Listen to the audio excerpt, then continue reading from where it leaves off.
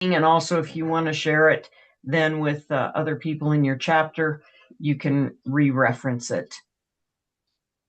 Okay. Let's see here. Are you all seeing fiscal responsibility? Yes, There Julie. we go. Good. Yeah. I was going to say, yeah, if you nod your head, we'll be fine. Thank you for showing up. We've got over 200 people on this call. This is great. The bylaws were changed a couple years ago, requiring financial training, and we're finally getting around to doing it for you on more than just a one-on-one basis. So welcome, ladies. I would ask that you hold your questions until the end. You can put them in the chat. Once Brenda gets done renaming everybody, she'll be able to monitor questions coming in through the chat window. On this call to help explain everything, myself, I'll introduce, if you have not met me, I'm Julie Straw. I'm your National Finance Chair.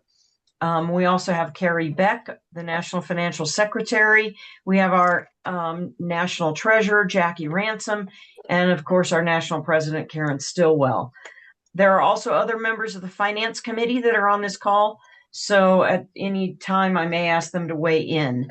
But what I want to do is basically go over the general information that sets the tone for our organization. Please do not be offended at anything that might be said. We're not assuming that you don't know. We just want to make sure that across the organization, we're all on the same sheet of music. So with that said, I'm going to bounce into, I'm going to show you the financial timeline. I sent these things out ahead of time to you so that you could kind of see them. Let me switch to a different screen here. I'm just gonna move this over here for you. Hold on, this one. Let me see if I can move this over here. Okay, here we go. This financial timeline I sent out to you. For some of you, your introduction to being a financial officer is set once we hold chapter elections. All of a sudden, you find yourself in this position and go, what did I agree to? We have developed this financial timeline for you so that you have kind of a checklist to keep track. It also helps for those of you who have been financial officers for a while and or chapter presidents to know kind of what your schedule should be coming out of your financial officers. As I mentioned, we started at the beginning at the holding of chapter elections. The installation is done. We included a quick reference guide for the installation for your chapters. That's also in your handouts today. Ideally, you will have gotten some sort of transition document from prior officers. If you're a new chapter, you're going to be building your transition documents to hand off in the future.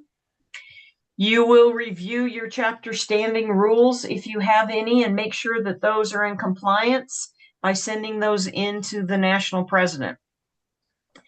Once you've changed the things at the bank and you're on the chapter bank accounts, then you're pretty much ready to go. You got to hit the ground running. With that said, I want to go back to just a quick PowerPoint slide for you that shows you why we do what we do. It's fiscal responsibility of Blue Star Moms as a whole. Basically, we, along with IRS, encourage an active and engaged board, believing that it's important to the success of the charity and also to compliance with IRS rules and regulations. The governing boards should be composed of persons who are informed and active in overseeing, the charity's operations and finances. With that said, your financial officers, hold on just a second, I'll take a drink. Your financial officers are the ones that are tasked with the day-to-day operations of making sure money is received properly, deposited, recorded, and checks are written once an expense has been approved. Okay. If the governing board tolerates a climate of secrecy or neglect, we're concerned that charitable assets are more likely to be diverted to benefit private interests of insiders at the expense of charitable interests. I know this sounds kind of harsh, but the main thing is, at your chapter level, it's your chapter membership that gets to decide what happens to the chapter funds.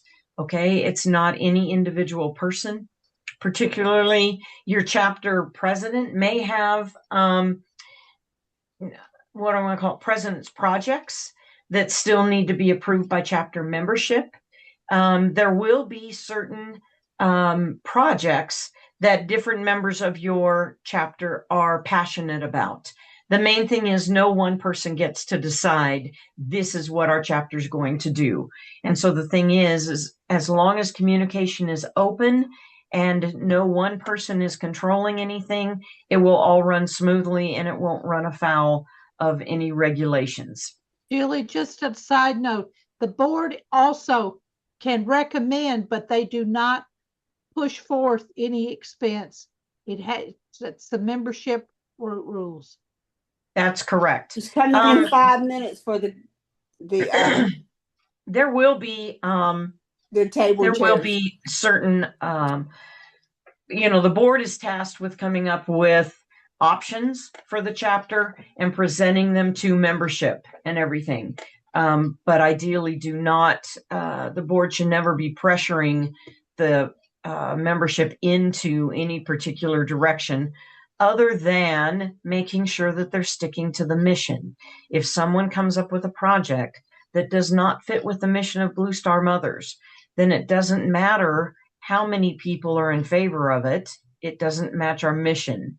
And at that point, the board needs to hold a special meeting and go back to the mission and explain to the members why something would not be allowed.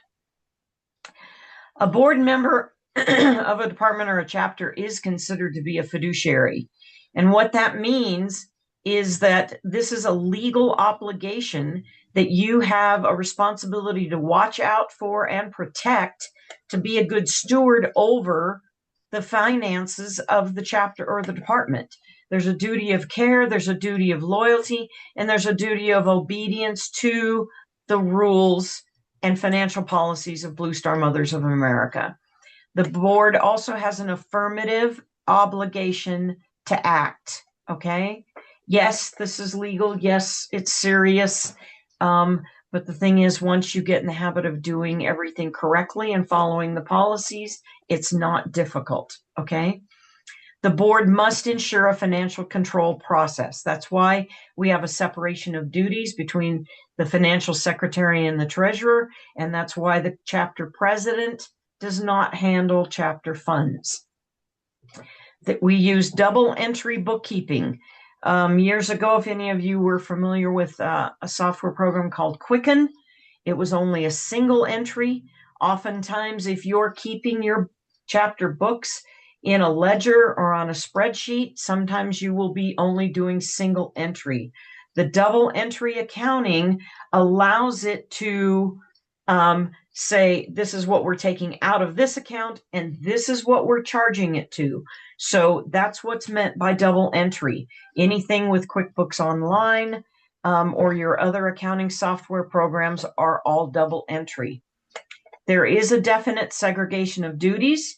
The financial secretary is tasked with recording deposits, receiving the income, and the treasurer is tasked with writing the checks once it's an approved expense and recording that portion of it in your QuickBooks or in your accounting software. The reason for that, let me back up a second. Even though the secretary, the treasurer writes the checks, it has to have two signatures. That means the check has to go to the financial secretary. She'll look at the receipt as to what we're paying, and she will add her second signature to the check. If you're using bill pay or you're using some other method, maybe a debit card, email has to go between those two officers to make sure that it sufficiently supports what would have been a second signature on a check. That's only in terms of when you do not use a check. Okay. If it's a check, it has to have the two signatures. That's for your protection, ladies, so that if anything ever comes up in the future and somebody accuses the chapter or the officers of spending the money that they should not have spent, they can show more than one person knew about this and it was authorized and it was approved. This also provides transparency so that no one person, on the first slide it said secrecy, but basically so no one person is doing something. The entire membership has a right to see what's going on with the finances of the chapter. And so that transparency needs to be there. Nothing's done in a secret or under a cover. The reporting is made available by our financial policies at least quarterly, but I would encourage you to do it monthly. Your members should be able to ask questions every month. The more you make your information available, the easier it's going to be to correct mistakes in it or to answer questions and not have to kind of jog your memory, like, what was that? What did we do with that? By going back 2 or 3 months later. The double entry accounting, it's a method of recording financial transactions in which each transaction is entered in 2 or more accounts. It involves two-way self-balancing, posting, total debits must equal total credits. Okay. For those of you that did not take accounting in high school or college, don't worry about the terminology. It comes through clear enough when you use a software program. And as you noted in the flyer, there will be a QuickBooks Online training that's separate from this training. And I believe that'll be on the 24th of the month, if you'd like that. Segregation of duties. One person is responsible for receiving all monies, deposits, donations, etc. This is the financial secretary, okay? One person writes the checks, and there's a need for 2 signers. Again, I know I just said this. We're repeating it just so that you hear it more than once, and it will stick with you a little bit longer. The transparency is any member should be able to review and understand all financial transactions at any time. The reporting to members, to the board, to the department, if it's applicable, and to national. To the IRS, each year we have to file a 990 at every level of the organization. Come on. Now, how do we accomplish all this without tearing our hair out? It takes teamwork. A lot of this will be a matter of making sure that more than one person in your chapter is familiar with the financial policies. They were attached to this email. They are on the website. We go through them each year at National Convention.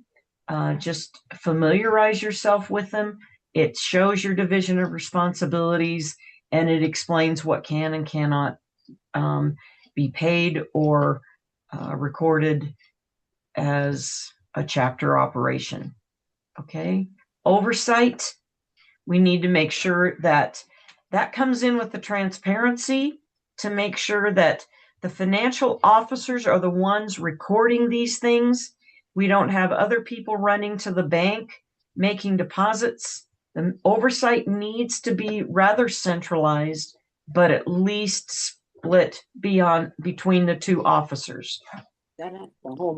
This is a statement that says management respects what management inspects. So basically your board is probably going to be the first ones to review your financial information. They'll come up with questions in anticipation of what the membership might be asking. Okay? Julie, can I interject? That could also be if they have a financial committee, if a chapter has a financial committee. That's Wouldn't- very true. If you have, not all chapters have a financial committee. If you do, that's wonderful because it does help take questions from your board. It does help review your recording as you go along and making sure that everything is in line with what it should be. First order of business is going to be to set up your chart of accounts. In a few minutes here, I'll turn the screen over to Carrie Beck, and she will go through her financial guide briefly, but she will hit the chart of accounts. We have put a new revised one sample on the national website. You will also set up your vendors to keep track of who it is that you would regularly be paying. When you're processing deposits, you need to record them by type. You need to make copies of all checks, and you need to attach a bank receipt to your copies. If you're doing a mobile deposit direct into the bank, you will still have your check, but you need to make sure it gets recorded into your accounting system. Some chapters make 2 copies of the checks, and one set is given to the corresponding secretary to send contribution acknowledgments, a thank you note, or a receipt, if you will, acknowledging the donation to your chapter. In processing disbursements or payments, you need to require a disbursement request form. I've called it, I believe, in this handout, a reimbursement request. Okay. Normally this will come in the form of an invoice or a bill, or if a member needs to, or someone needs to be reimbursed for an approved expense of the chapter, the form needs to accompany that is the request that goes to the treasurer so that she has appropriate authorizations. She matches it up to the budget. She determines if it's a regular expense, and then she will obtain the proper approvals. She will prepare and record the check, and then she will send everything to the financial secretary for that second signature, and then she will file the form and supporting documentation in date order in the chapter financial records.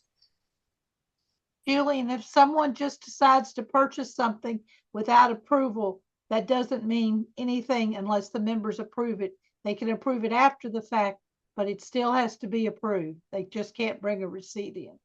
That's correct. It still has to be approved.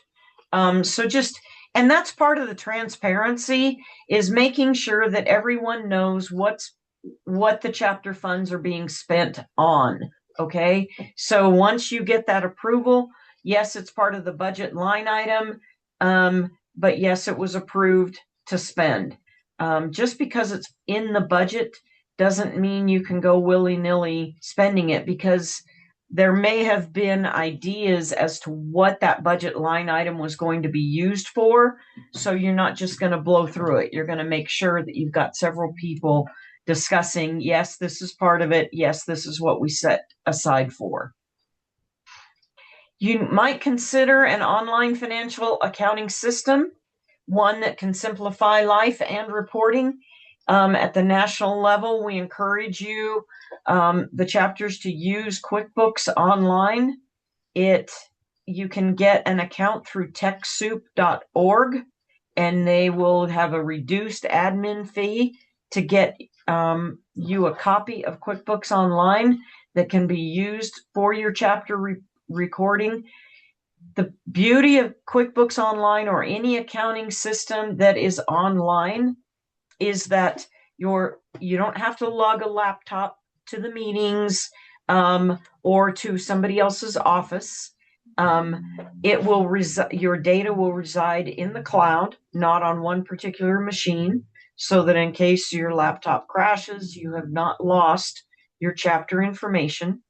It also allows for multiple viewing rights, so that your chapter president or your board could have viewing rights into the finances, and your secretary, financial secretary, and treasurer can both be working in it at the same time.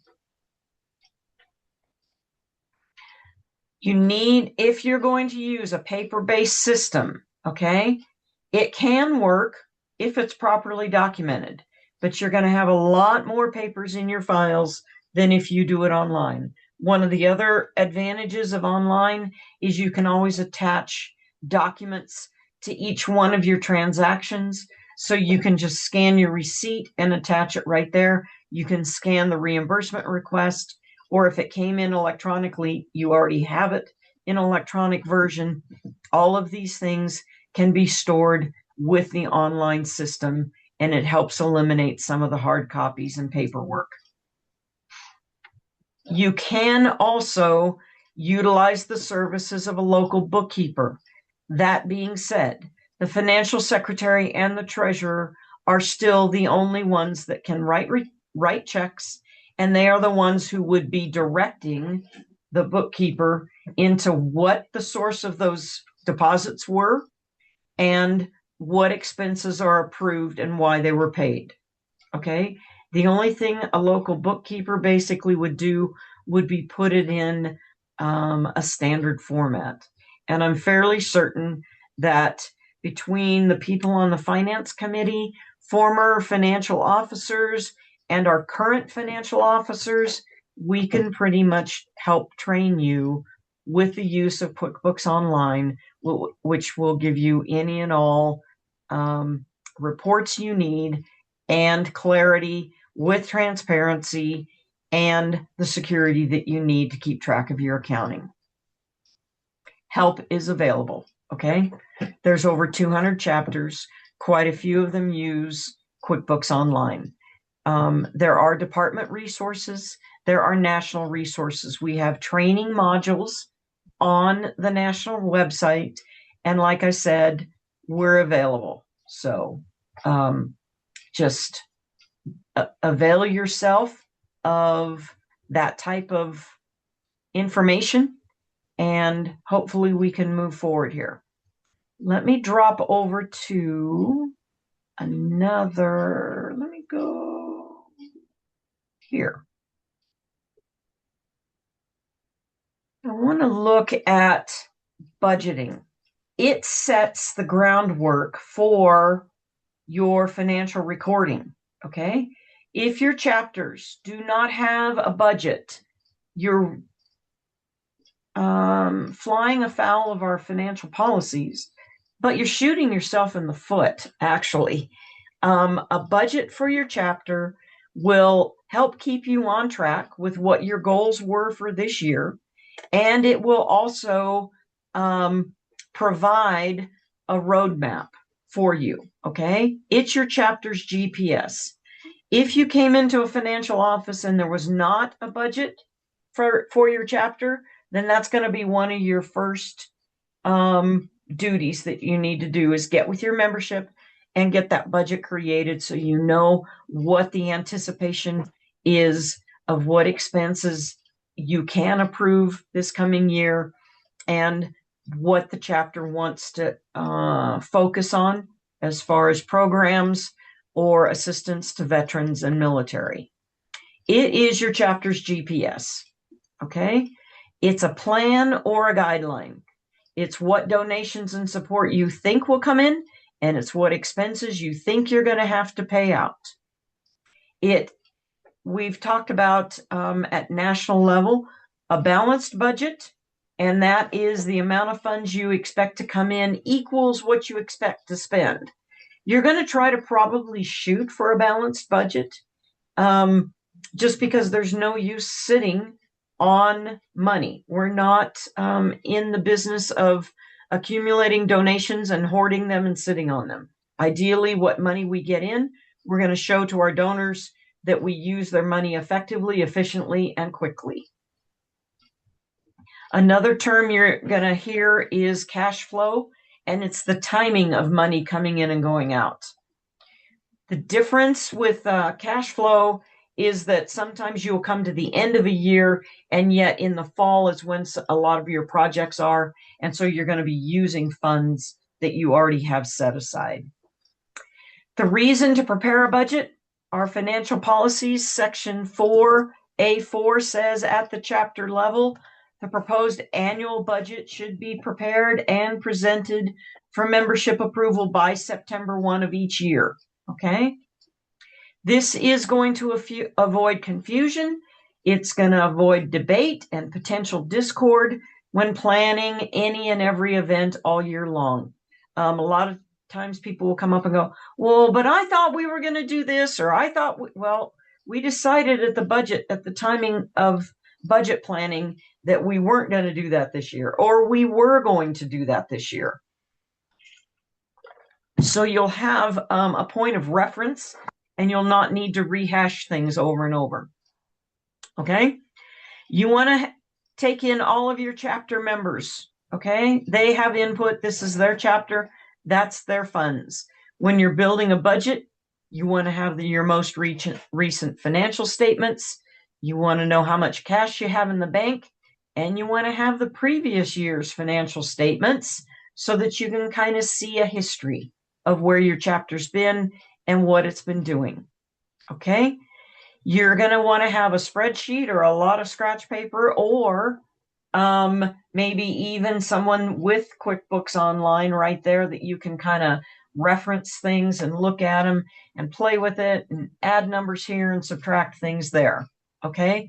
And most of all, you have to have a willingness to stay calm and to listen. Listen to other people's ideas and how they feel these funds could be used to fit your mission. You have to know how much cash you have to start. You also have to look at your mission statement. Each chapter has a different emphasis to help complete our mission.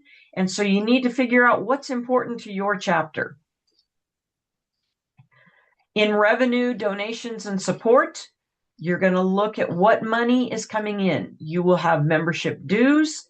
You will have general donations, fundraising events, maybe some United Way or grant funds, merchandise. If you sell things at your chapter level, all of these are types of revenue, donations, and support. Any restricted funds that you might be anticipating, oftentimes you need to watch your advertising. If you put a barrel, let's just say a collection barrel at somebody's location, at somebody's store, and you say, we're collecting socks to give to homeless veterans. The presumption is when people drop socks in that barrel that they're going to be going to homeless veterans. Okay? That doesn't mean you take those and you ship them to the troops. What you need to do is watch your advertising and not limit yourself to a presumed restriction from your donors.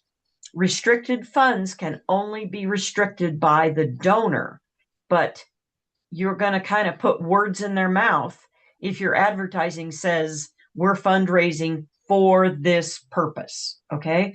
Now, some people will send you donations or checks and say, this is for care package postage. You need to make sure that you note that and that you use that for care package postage. Okay. That's restricted funds. On your expense side, you're going to look at what programs you have, what supporting services, what fundraising, any membership development that you might be doing. The programs help you fulfill your mission. Okay. That can be care packages. You're going to look at how many you sent last year. What do you think you're going to send this year? What are postage costs doing? What are content costs doing? Is it going to increase? Is it going to decrease? You're going to look at what you do to honor your veterans in your local community, whether that's a stand down or a homeless veterans activity, or maybe a memorial to them, or helping out in your VAVS program at your local VA hospital. Just consider the expenses that you might incur in support of these programs. Maybe Wreaths Across America. Most states have an honor flight that helps to send veterans to Washington, D.C.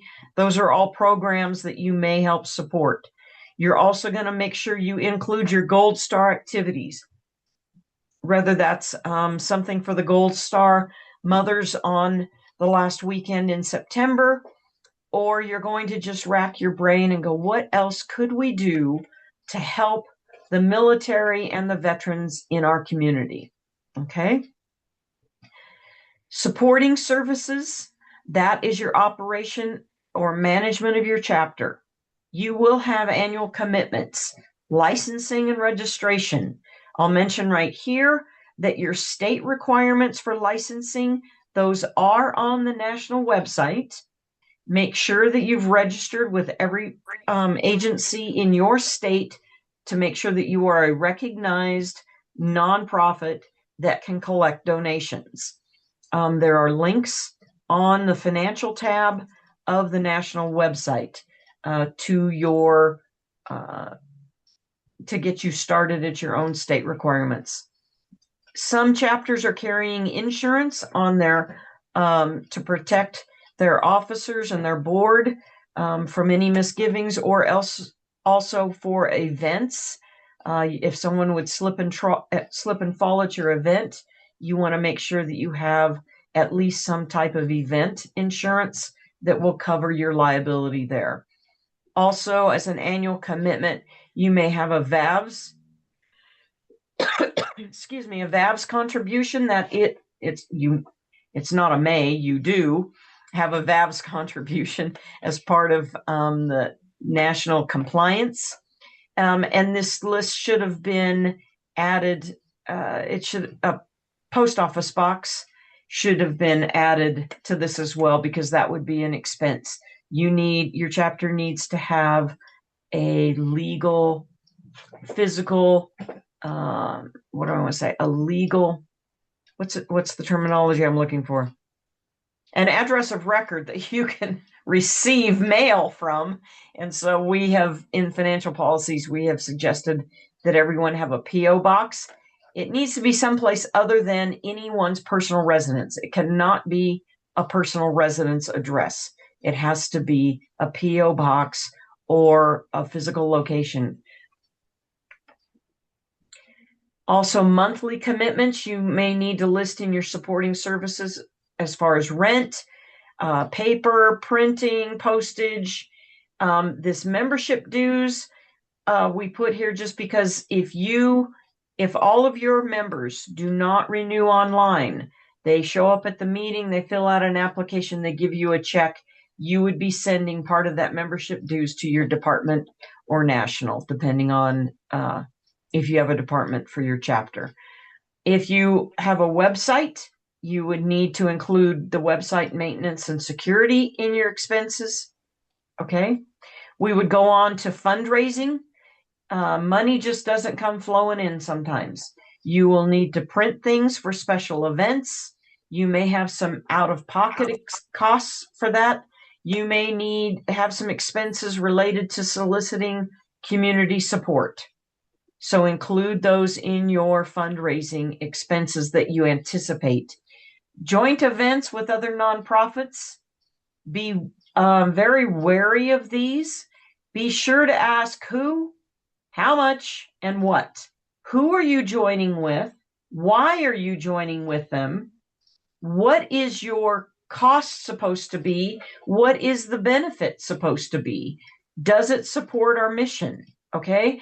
There are organizations, there are individuals, there are groups around our country who will try to get a Blue Star Mom chapter to spearhead some project or whatever. And really what they're doing is they're trying to use your Blue Star 501c3 to fulfill their personal mission and goals. So the thing is, don't let them do that. If you're going to be joining with some other group, you need to make sure that you are in charge of what money comes in and what money goes out. And if it's coming into the chapter, for it to leave the chapter, it needs to match our mission. Okay? So be very wary of these things. I would suggest you ask an independent person or your mentor or the finance committee or something if it's a project that you should be joining with. Okay. Also, if you are in the habit of doing grants, there may be some expense associated with grant proposals. When we get to membership development, we need to be very careful. This is not throwing a party for your chapter. This is trying to get more members to join your chapter. You can have vendor tables at homecomings or recruiting offices or even farmers markets. Sometimes those will have a fee associated with it. Think about that. You may host a lunch and learn for your members to bring them all up to date on all the financial policies and stuff. But the thing is, be very careful on this one. Okay. My suggestion would be have everybody bring their own lunch. You don't need to be, your donors are not going to want their dollars to be spent on just buying your members lunch and having a party. All right. So be very careful. If you're doing a membership update, if you're doing training, if you're teaching your members what it takes to navigate all of the new customs policies in sending out care packages, by all means, get together and train them. But ideally, your expenses associated with that would be printing handouts and that type of thing, not the meal. On basic budgeting, we'll go through this quickly. You're going to want to do that at a computer. You can sit down at the kitchen table with all of your notes and post-it notes that you've collected, the questions from your members and everything. But ideally, you're going to want to do this via a spreadsheet. You're going to have your expected revenue, what you think you might have coming in, less your desired expenses, and you come up with a result. Okay. If that result is a positive number, you have a budget surplus. You might go back and say, we could spend a little bit more on this.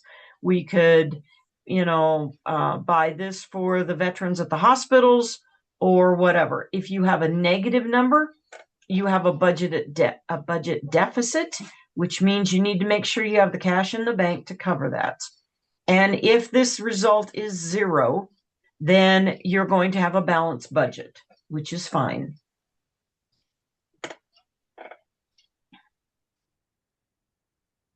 This just explains that you can plan more programs if you have a surplus. You may be able to build up a little bit of a safety or emergency reserve.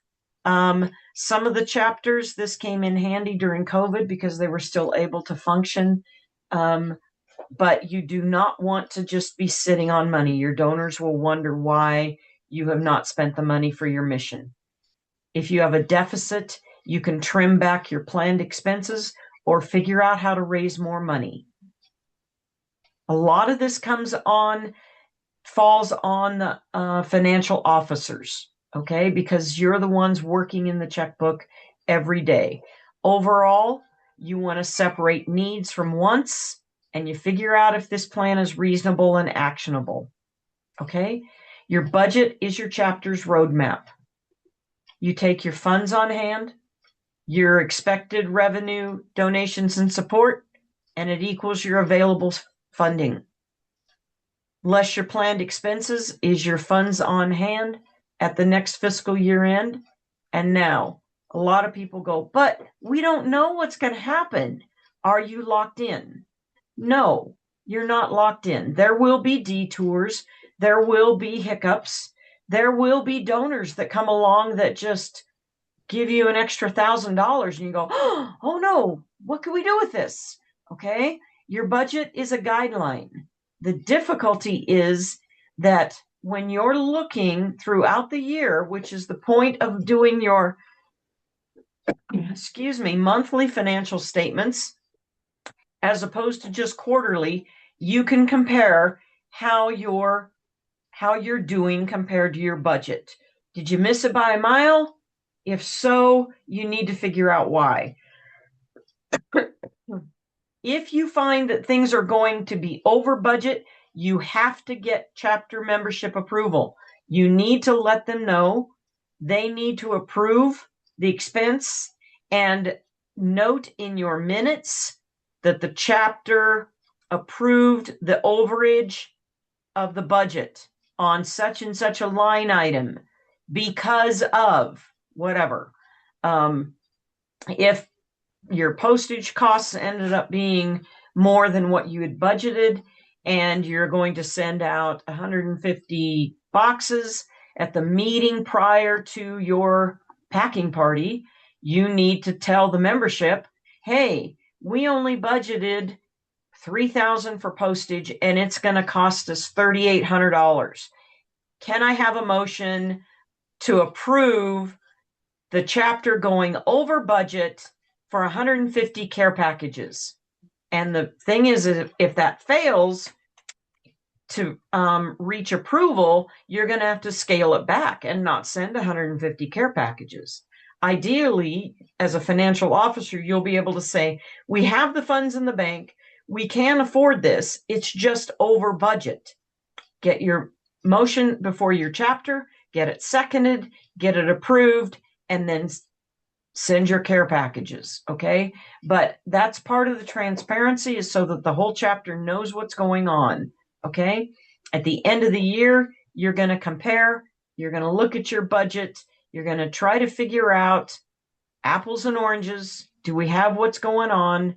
And you're ready to prepare your budget for the following year. If you came close, congratulations, you did it. If you missed it, you do better next year. Okay? Does that make sense?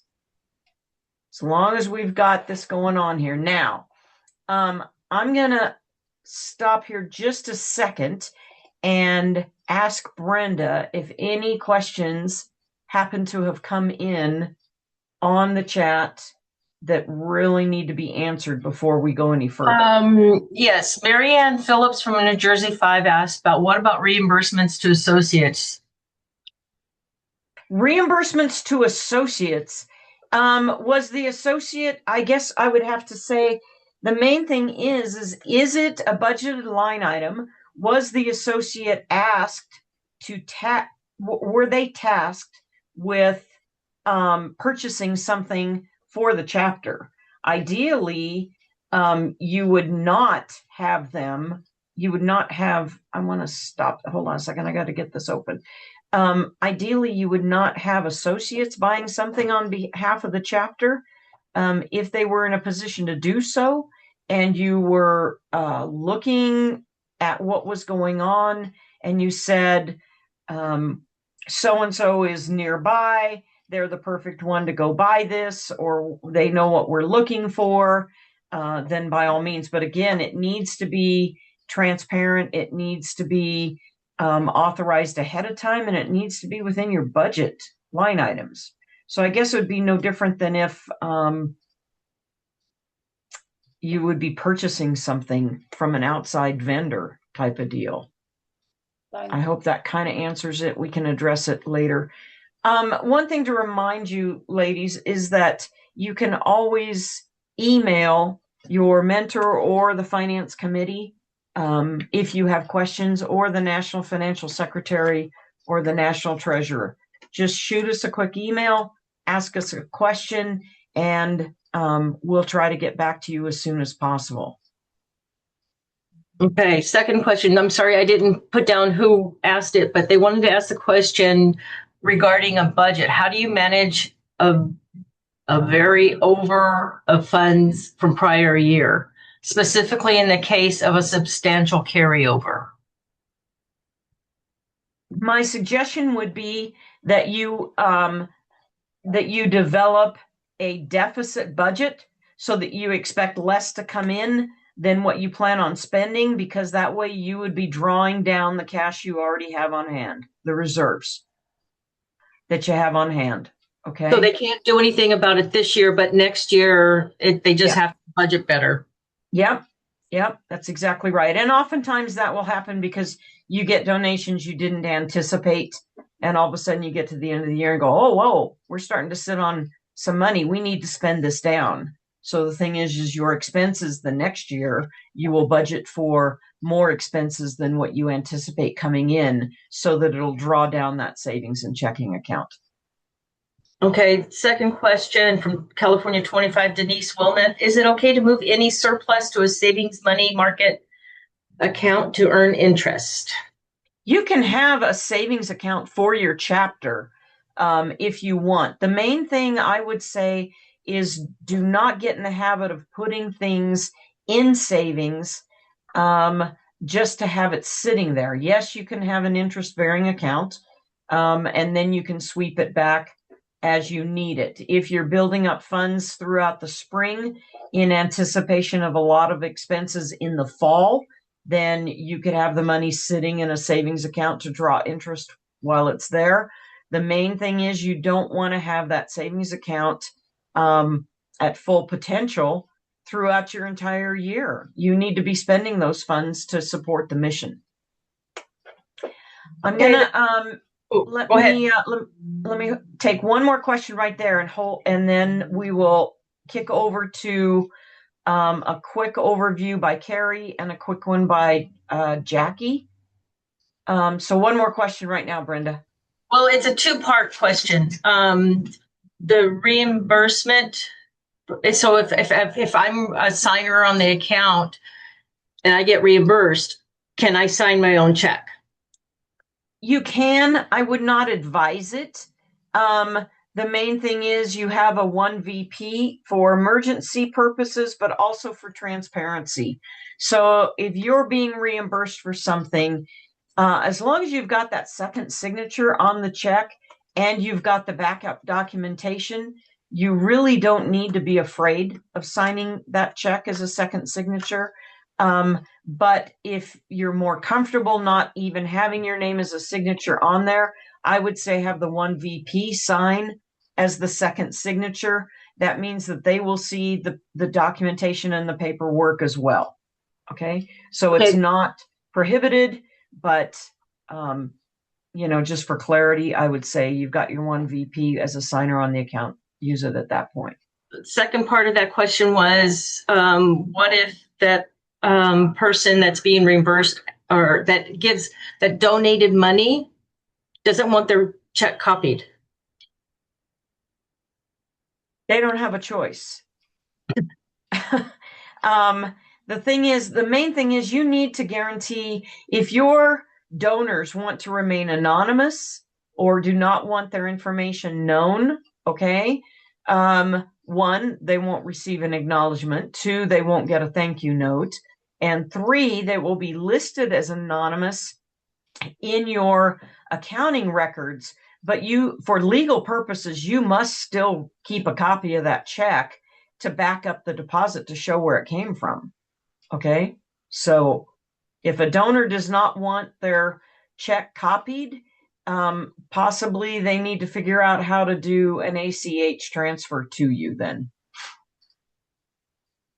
Okay. All right. Carrie, let me turn this over to you. And I would ask you guys to reference the financial secretary guide that was made available in your handout. Carrie did this through the financial training that happened at National. And she went over policies and procedures and just briefly what the financial secretary is tasked with. This is covered in our financial policies. But basically, it's just a reiteration so that you know what's needed. Again, Carrie, they have these as a handout. So if you don't want to go through each and every item, by all means. We also have the W-9 that she has for you that she showed you how to fill out. So, Carrie, do you have highlights of that you want to share? Yes, ma'am. First, I need to call on Karen. She needs to make an announcement. Thank you, Julie. So just real quick, I would like to acknowledge there are lots of questions that are being asked in the chat. And for all those that are trying to answer that, we do appreciate your help. However, we do have a system that we are monitoring the chat, and then the questions will be asked from Brenda to Julie during the training session. So if you could please refrain from answering any questions unless you've had that assignment, we would appreciate it. Thanks so much. Thanks. Before you go on, Carrie, can I, well, we have several people that still have not, I don't know who they are, and we want to give you credit for being on the call. So if you do not have your name on your profile, please stay on afterwards and I'll get you the credit that you want. Thank you, Brenda. Thank you, Julie, for allowing me to that minute. Thank you.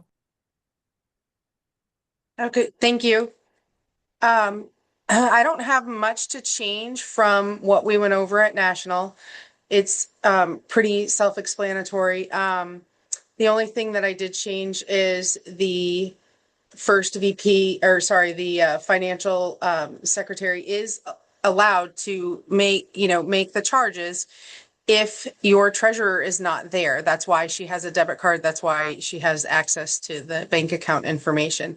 The way we do it is we make sure that there's an email trail, and it is also just uploaded. That email is uploaded to the QuickBooks transaction in case there is any questions. And make sure if you're using QuickBooks that you're using that little upload button down at the bottom and uploading all of the verification, the email, the paperwork attached. It's a great tool so that you don't have to have so many paper copies. I sent out a chart of accounts. You should all have a copy of the new chart of accounts. It's important to make your expenses stand out from your income. Thank you, Julie. There we go. I get that. So every bank account should be listed. You can see there's an ABC Bank. If you have more than one bank, you should have your ABC Bank checking, ABC Bank savings, PayPal. If you're collecting PayPal, you should be reconciling your PayPal account. It should be a checking, it should be listed as a checking account. And just make sure you're reconciling that at the end of every month. You can see the general expenses, all the expenses are all capitalized. Make sure that it's just easier to see when you're inputting into QuickBooks the difference, because you're going to have general expenses, or for instance, your program expenses. Sorry, Julie. That's okay. You see where it says program expenses, the parent line, and then the sub accounts are broken out underneath it. So you've got ABC special event expenses. You're going to have also program expenses, ABC income. So if your expenses are capitalized, it's much easier to find in your drop down menu as you're inputting into QuickBooks, because it'll kind of minimize it and you can't see everything. And then the income is a capital letter and then lowercase. I did capitalize income on mine just because I like to see that, but I can definitely see the difference when I go in. But you should have a parent account like your operating expenses there, and then the sub accounts underneath it. You can see equipment and software, general postage, office supplies. Yeah. And then your care packages are under program expenses. And then you would also have a program income line for your care packages.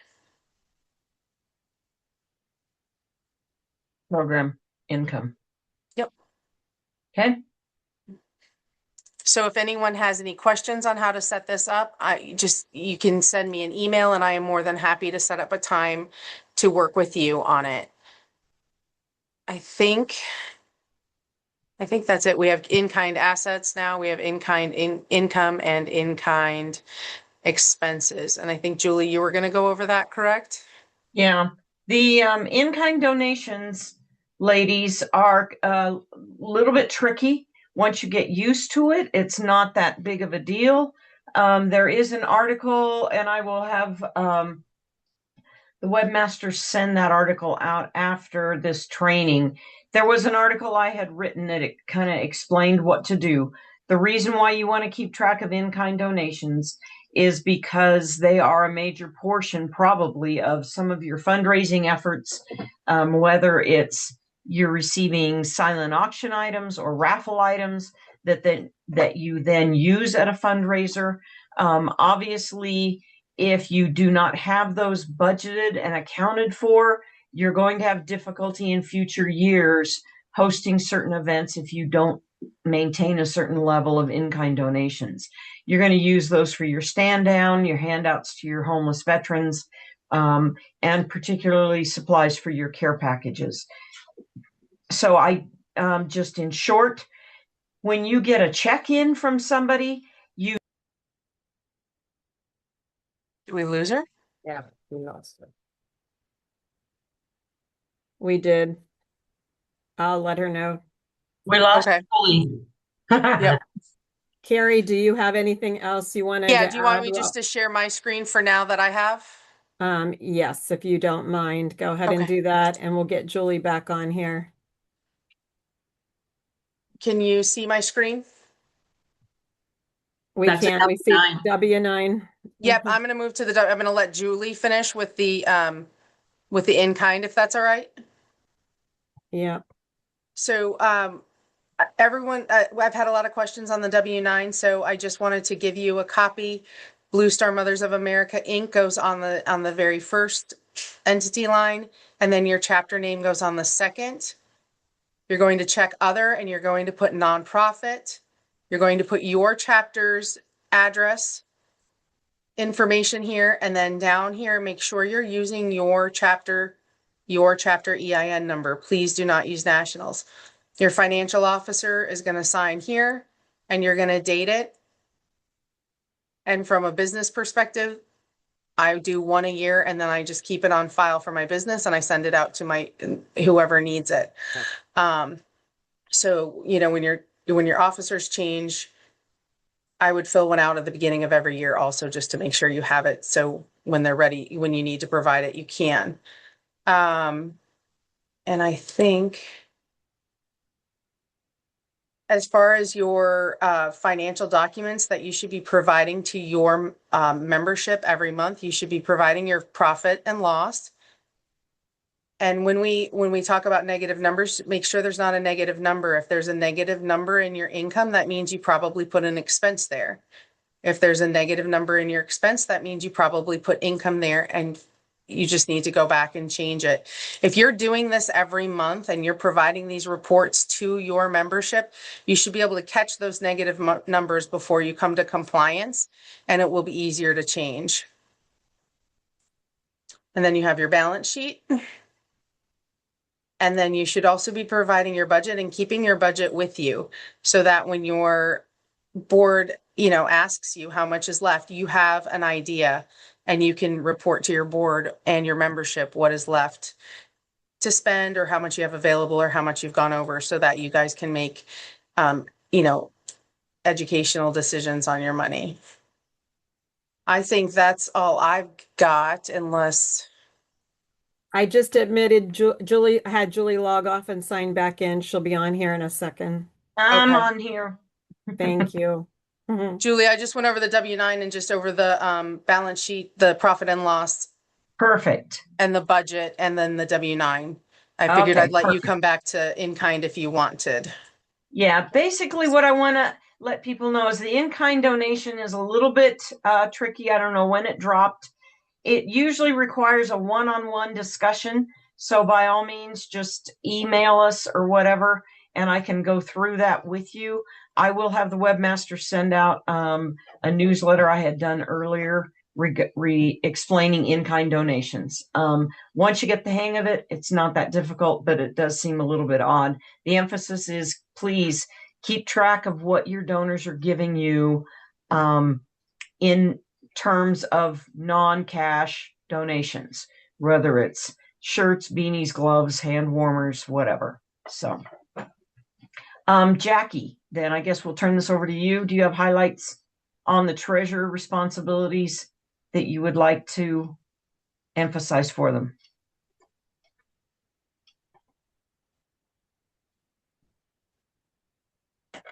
You're muted.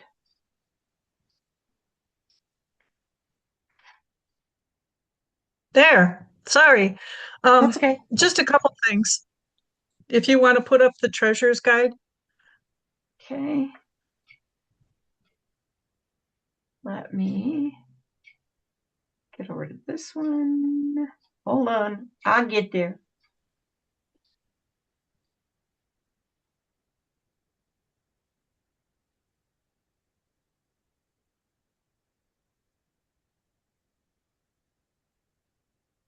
Okay, can you see that?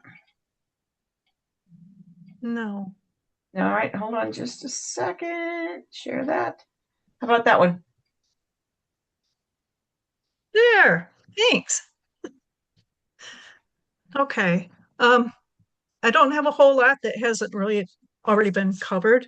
But first, I just want to thank you all for joining us in this. It's really exciting seeing this many members wanting to dig into the nitty-gritty here.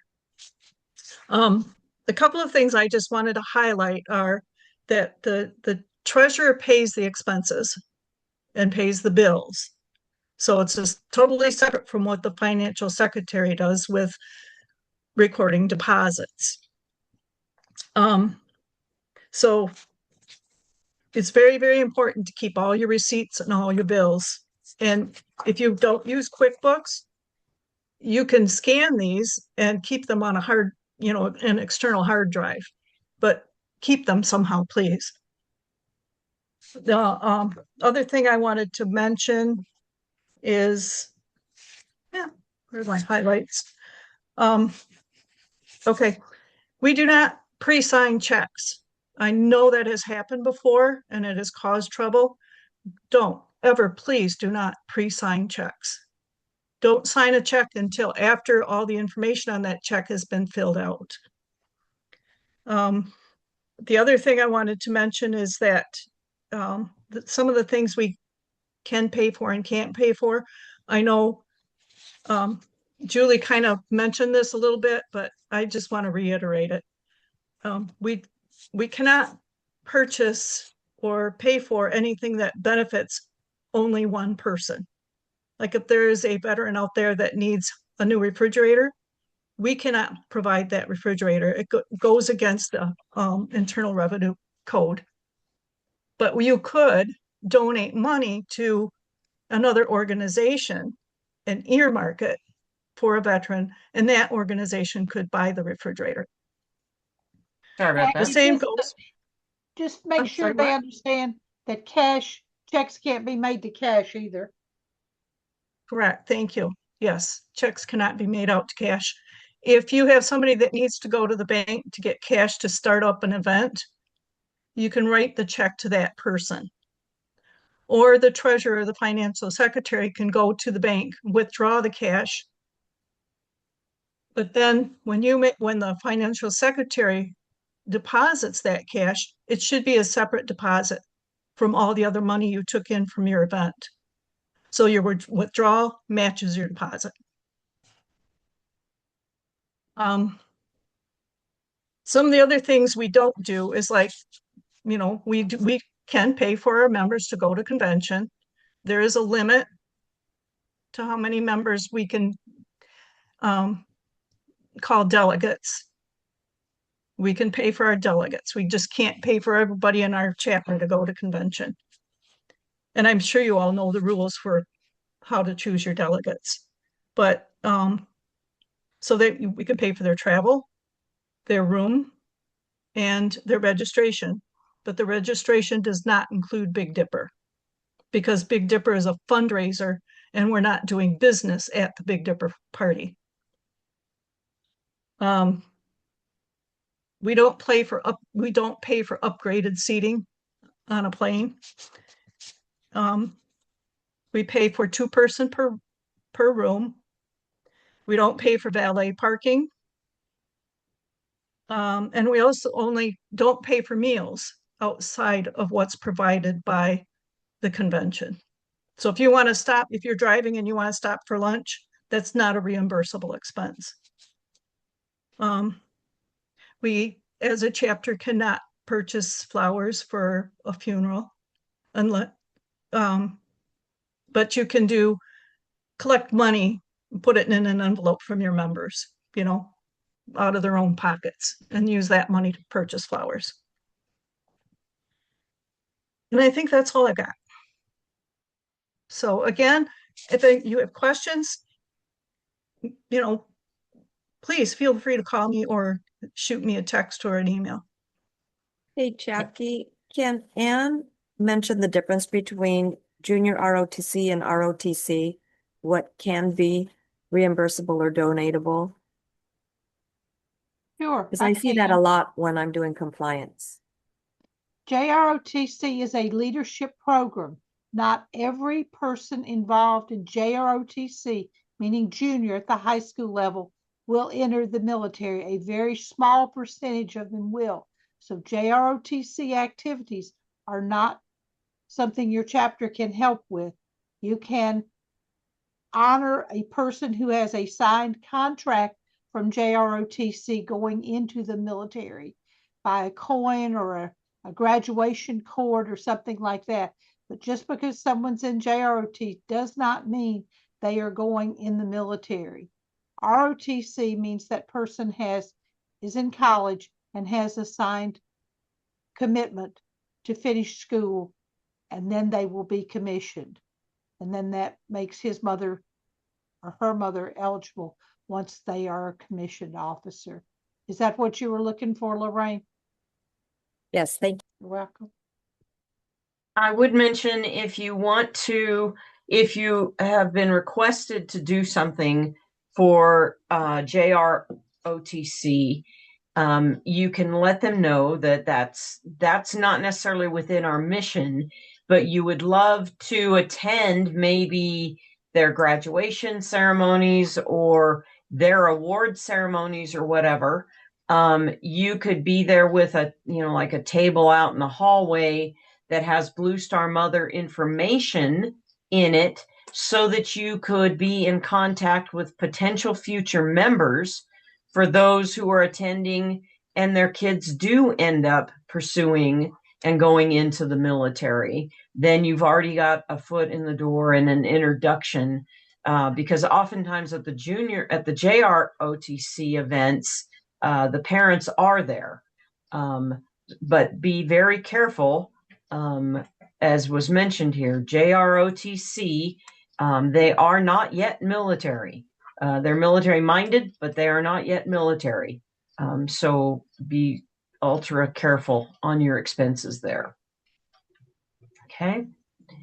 I have put up on your screen the chapter financial timeline. This is in your handouts. It was in the email with the Zoom invite.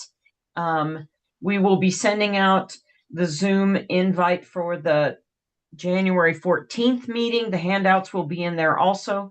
These handouts are going to be on the financial tab of the website, so that you can find them. We developed this timeline for you to kind of help you as financial officers and chapter president to know what needs to be done approximately what time of the year. Okay, so we started it with the beginning of a year, with the installation of officers and everything. Right off the get-go, you're going to need help from the prior financial officers to close out your August 31st, the prior year financial statements. Okay, but those should be available to membership in September. You're also going to want to get any loose ends tied up, any questions on what expenses were, because you're going to be having to file those 831 financial statements, the balance sheet, the profit and loss, all of your bank statements, your bank signer's letter, that type of thing for your compliance. Okay. You're going to need to file your 990 electronically with the IRS. We have put this down as ASAP, September through November. Be aware that IRS closes down in December. And so if you wait till like December 1st to submit it. You may have trouble depending on when IRS closes down to update their software. As a financial officer, you will be submitting your chapter's mandatory financial VAVS fee online.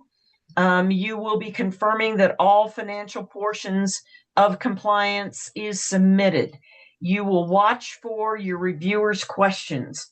There are members off the finance committee that are tasked from the 4VP with reviewing the financial records that you are sending in. Most common difficulties are you're not sending us all pages of the bank statements, or you're not sending us all of the bank statements, that type of thing. Or they will have questions because maybe you used a category, as Carrie showed you, operating expenses was broken out between licenses and postage, PO box fee and that type of thing. Maybe you grouped everything together. And so the reviewer is going to ask you, please give me the detail of what is all in this category. So watch that so that your chapter can be completely done with compliance by December 1. Each month here, you're going to see on that chart, you need to reconcile your bank accounts. Please don't wait 2 or 3 months to reconcile your accounts. It's too hard to figure out what something was. You're not going to remember. It'll be a lot easier on you if you do it each month. Just set aside a little bit of time and go through your records and reconcile them. If you have them reconciled and you can present them at your monthly chapter meetings, that's great, because it'll get questions out of the way and you won't have somebody asking something 3 months later. You will at least present your chapter financials at least quarterly. That's why it's showing up here in September, December, and then again in March and June.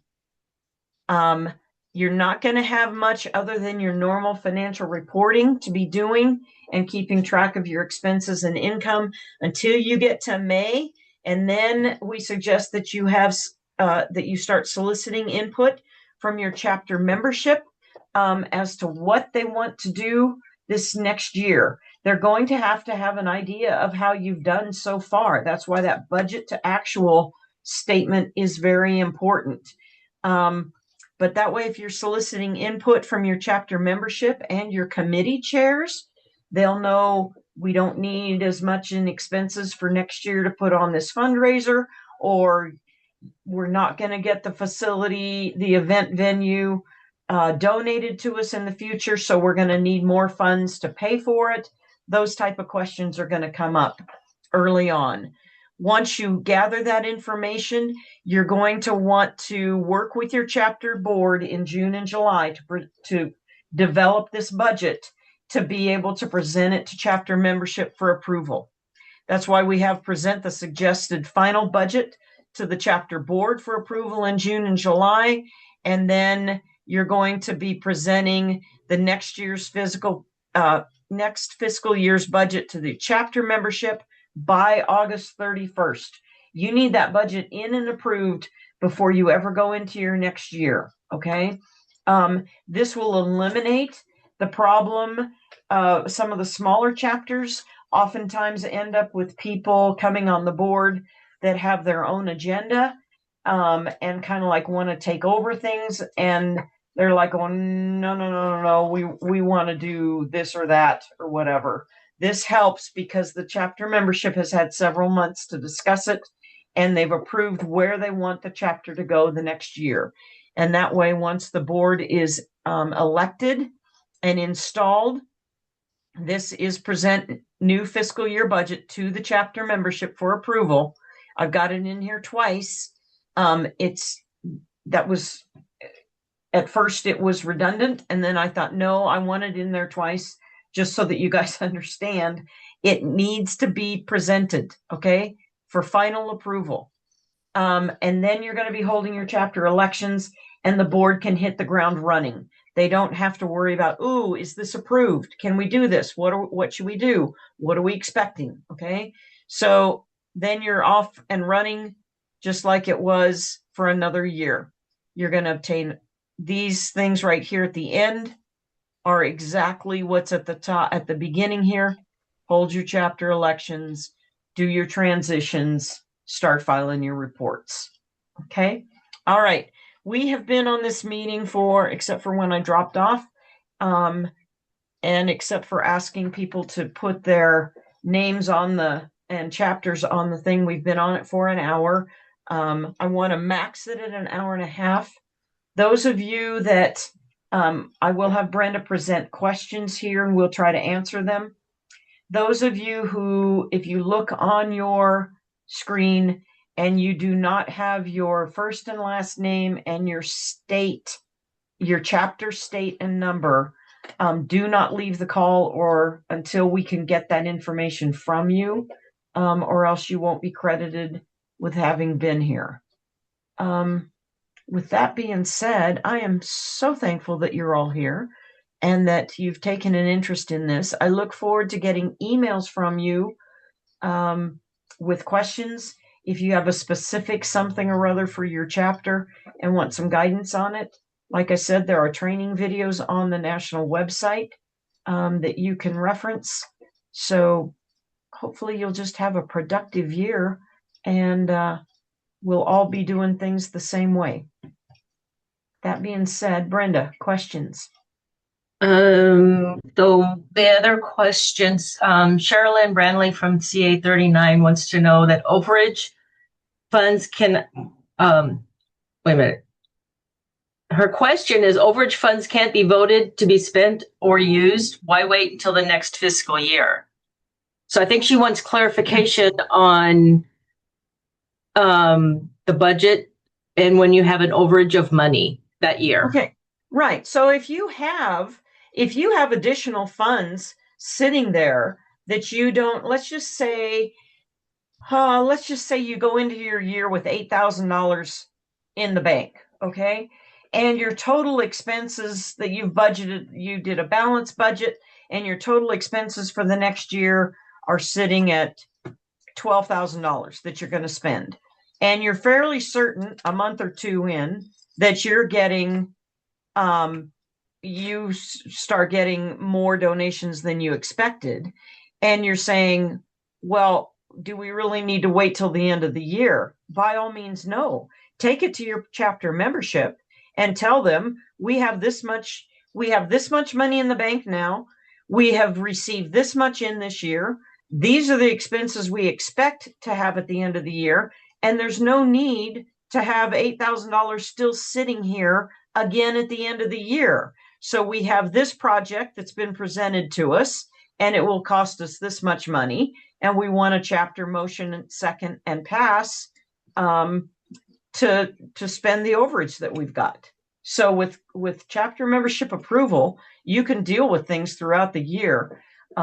It's just you want that noted in your recording secretary minutes, so that if people forget and they get to the end of the year and they go, why did we spend this money? You'll have the documentation to back it up.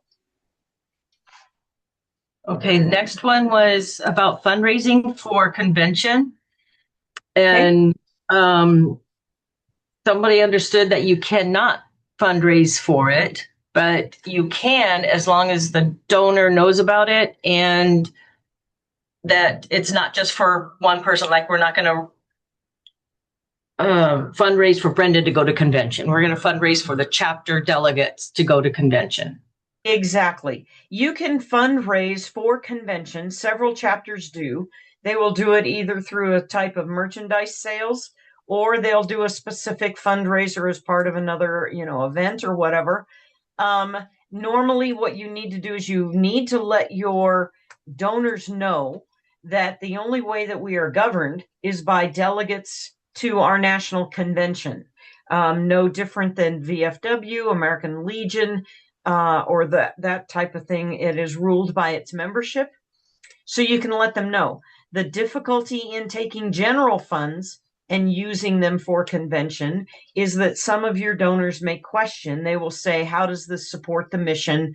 I thought my dollars were going to go to help veterans or military or whatever. So you want to be very clear and transparent to your donors, especially if you want to fundraise to send delegates to convention, is to just let them know. Do it in terms of a brochure or whatever advertisement you have. for that we're doing a special fundraiser. We want to make sure we send chapter delegates to our national convention to have a say in where this organization goes in the future. Okay. And it's only for delegates. I mean, And it's only you can chapter only pay- president and delegates. Yes. Yes. Okay. Yes. Where's my paper? Lost it. Doing too many things here. What % of your budget is an acceptable reserve?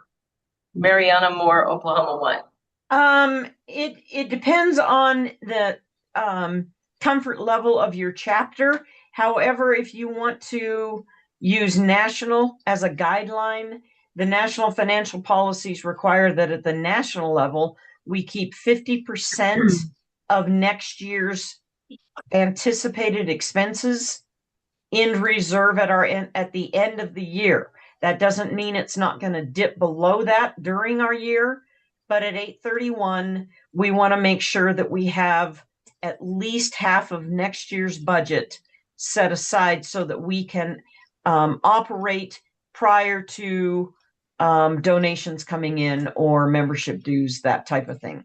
Okay. But again, whatever your chapter is comfortable with, err on the side of supporting the mission and not sitting on money in the bank. The last one, it's not really a question, it's more informative. Jennifer Rose said that Texas 20 just did insurance in November, the board of director coverage and event coverage. RVNA is who they use. That's roughly $600 a year. Okay. There's some that are less than expensive than that. I want to say NV3 has some, and I should know this. I want to say it's less than $400, but it may just be our region of the country or, the type of events that we're involved in. So. Yes, some venues have access to day-only insurance. So if you're going to have a special event, you can ask them about the one-day event insurance instead of having to pay the $800 or $600 or whatever for that. Exactly. I think that was it. Let me get over here. Everybody's saying thank you, ladies. This has been very informative. And what is the insurance for? Well, Erica Aylesbury from Nevada 5. The insurance is to cover personal liability, basically, of your chapter officers, and also accident type things that may happen at any of your events that you're holding. So if someone would accuse your chapter of impropriety, misapportioning funds, or acting inappropriately, okay, you have the benefit of an insurance policy to help you in legal defense. You want to make sure that you're not setting yourself at personal risk by being on the board of your chapter. And so the insurance is basically saying, the chapter telling you, we will back you up. We will say that we will use the insurance to help defend you if you're accused of doing something wrong regarding the chapter. Julie, Erica from Nevada 5 has her hand up. Oh, okay. And it would be easier than trying to type it all up. Can you hear me okay? Yes. Okay. My question is with the insurance.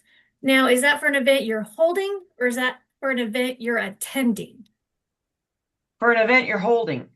When you're putting on an event, when you're having a fundraising event, if you're familiar with the bunco, the spaghetti feed that Nevada 3 holds, okay, we go into the Elks Lodge. The Elks has their insurance for the property, but if someone comes and slips and falls as they're putting their ticket in the ticket, bin, this is a litigious society. Their family may decide to try to sue anybody and everybody involved. So they would sue the Elks, they would sue Blue Star Mothers NV3 that was holding the event there. Does that make sense? Yeah. Yeah. Are there other events you would recommend having insurance for? It depends, not necessarily, Like the not spin necessarily. down? If you're if you have a craft table or a vendor table at some other event, chances are they've got their own insurance. Usually it's just if you're going in and holding an event somewhere, to which you're the responsible party for why the people are there. Okay. And like I said, depending on the venue that you're holding it at, Brenda mentioned they may have 1 day insurance. Your county, if you're doing it at a park or whatever, might be available. So, Julie, if I may interrupt, someone had asked earlier if we were going to have written questions and answers from the stuff you covered, but I just want to remind everyone that this recording will be released so they can listen to the whole meeting along with all the questions and answers on the recording. right. If you email question and answers in, depending on the volume and the context, I may try to summarize them and put them as an addendum to a future newsletter or whatever. You'll have to give me a little bit of time to do that though. So it may be more advantageous to just shoot an email and get, one answer to your question. Okay. Julie, there's a question that somebody just posed about fundraising for themselves for convention on social media. Could you, Grace, give us your opinion on that, please? I'm sorry. Let me look to see if I can find the question. Hold on. Like a GoFundMe or something like that. That's what she's asking. I'm sorry. What was that? Anne, just read the question to me. Fundraising of convention. Is it okay for a member to fundraise on their social media page for themselves only? On their social media page. They can advertise there. It's just any funds that come in need to go directly to the chapter. Don't ever fundraise for your chapter and have the funds come through you. Don't have them Zelle you the money. Don't have them Venmo you the money.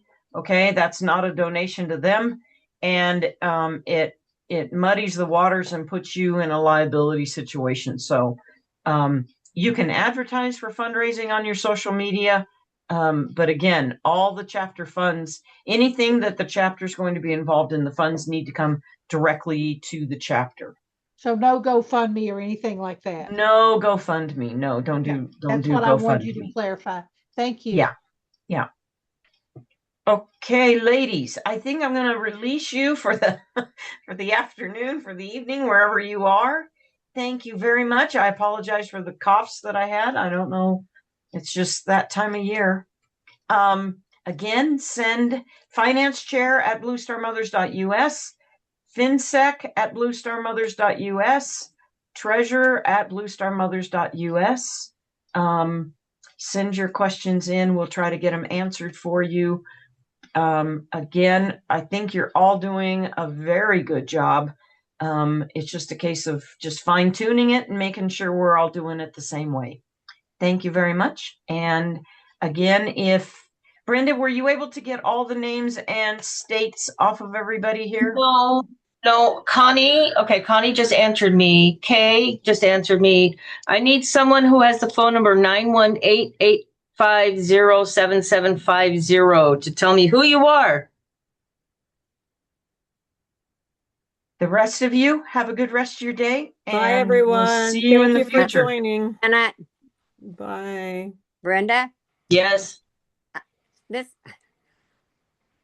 oh, hi Karen. Brenda, Hi. yeah, I'm sorry. Where do we? I'm not Who's sure calling who. my name? Vicky Daniel from Ohio 1. Okay. Oh, wait, Are you the 918? where do I leave? No, Okay. 5102 Vicky. 13.